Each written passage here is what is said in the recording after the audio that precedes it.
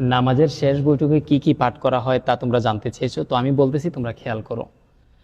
التحيات لله والصلوات والطيبات السلام عليك أيها النبي ورحمة الله وبركاته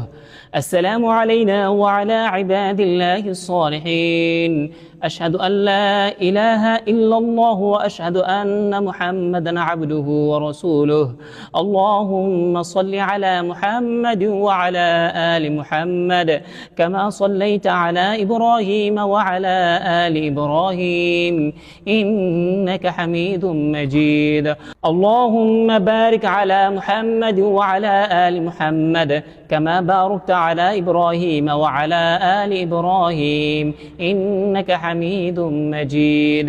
اللهم إني ظلمت نفسي ظلما كثيرا ولا يغفر الذنوب إلا أنت فاغفر لي مغفرة من عندك وارحمني إنك أنت الغفور الرحيم السلام عليكم ورحمة الله السلام عليكم ورحمة الله